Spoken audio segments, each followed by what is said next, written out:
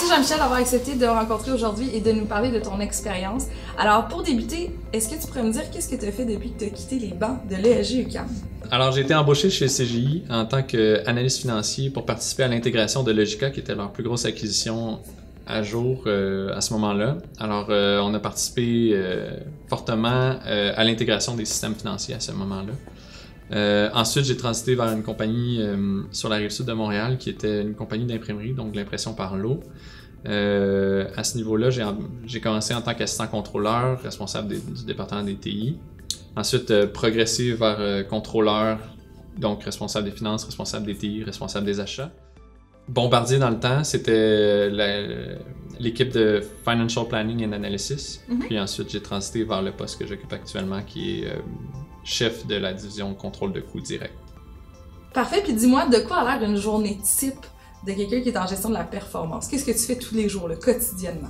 Alors, c'est de rencontrer nos partenaires d'affaires. Alors, dépendant de quelle analyse on fait dans mon département, il y a des analystes qui font de la comptabilité avec l'ingénierie, avec les opérations, avec la qualité, avec Program Management, qu'on appelle chez nous. Donc, ces différents analystes-là vont rencontrer leurs partenaires d'affaires pour faire des états de la situation présente, donc des actuels, mais aussi commencer à faire du forecast puis du planning des ressources pour les projets importants qu'on a dans le futur. À ce niveau-là, il va y avoir une discussion puis aussi un challenge où je m'attends à ce que mon équipe pose beaucoup de questions, soit dans les risques et opportunités, cibler les besoins, puis déterminer avec la fonction le meilleur output de cette discussion. Quels sont les avantages et les défis que tu as rencontrés d'avoir cette expertise en gestion de la performance?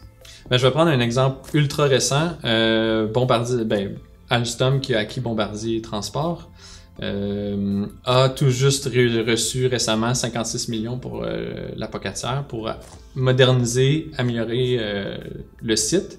En fait, à ce niveau-là, mon équipe a participé à tous les niveaux, que ce soit aller chercher de l'information au niveau des opérations, de la qualité, du département de méthode, pour réussir à assembler l'information et comparer les différents sites pour en venir au site qui pourrait avoir le plus de performance. Puis ensuite, négocier les parties pour éviter les pertes au niveau de Alstom, pour être certain que en allant chercher cet argent-là, on serait capable de le retransmettre en heures par voiture, en économie d'heures par voiture, pour établir une nouvelle référence en Amérique du Nord. D'ailleurs, félicitations pour ce beau projet, à toi et à ton équipe. Et pour terminer, est-ce que tu aurais un conseil à donner à nos futurs CPA qui sont à l'ESG UQAM? En fait, c'est toujours penser en dehors de la boîte, parce que c'est là où ça va vous amener à le niveau que vous voulez aller. Donc, d'être créatif, c'était une publicité dans le temps pour CPA-CMA. Donc, d'être créatif, ça nous amène à un autre niveau. Puis, en audit, ils vont suivre les traces de quelqu'un qui va être créatif. Merci. Merci Alexandra d'avoir accepté de me rencontrer. Alors, je voudrais savoir, toi qui as récemment écrit ton examen, l'EFC, alors l'examen final commun, alors dis-moi, qu'est-ce que tu as fait jusqu'à maintenant dans ton stage? En fait, moi, j'ai écrit l'examen, comme tu le disais récemment, puis premièrement, ce que je tiens à mentionner, c'est que la qualité de l'enseignement à l'UQAM était vraiment exceptionnelle, puis ils ont offert la possibilité de s'inscrire, dans le fond, au MBA en comptabilité. Ce que j'ai fait, puis ce que je fais présentement en fait à temps partiel. Donc, puis ça permet en même temps de combiner mon emploi à temps plein, qui est en fait un stage que je fais dans le milieu de la restauration pour Boston Pizza. Dis-moi, qu'est-ce que tu fais quotidiennement? Donc, toi qui as été chercher une expertise en gestion de la performance, qu'est-ce que tu fais? Qu'est-ce qu'une journée type pour toi, en fait?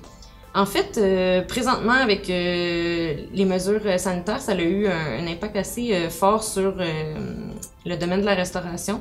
Ma tâche principale, ça serait en fait de mettre en place des indicateurs pour voir la performance des restaurants, la performance des directeurs dans les différentes succursales, puis d'être capable en fait de les évaluer, puis de pouvoir les rémunérer en fait selon la base de leur performance. Est-ce que tu pourrais me dire quels sont les avantages et les défis que tu as dans ton poste actuel?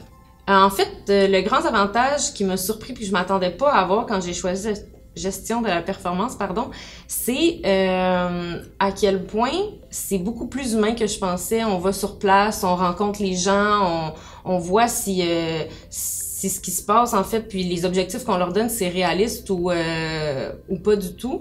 Puis ça a fait en sorte qu'on développe des aptitudes que je pensais pas en communication, en travail d'équipe. Puis moi, je me voyais pas en fait avoir un travail de bureau 40 heures en avant d'un ordi. Donc, c'est vraiment venu me chercher cette optique-là. Puis au niveau des défis, en fait, je me rends compte qu'on devient vraiment spécialiste de notre domaine. T'sais, moi, c'est en restauration. Puis, c'est juste de s'assurer que tu restes à jour puis que tu continues à t'informer d'autres marchés, d'autres entreprises, en fait, pour pas te limiter par après dans ta carrière en ayant juste une sorte d'expertise. Excellent. Et dis-moi, quel serait le conseil que tu donnerais à des étudiants qui sont actuellement au DES, qui vont être des futurs CPA?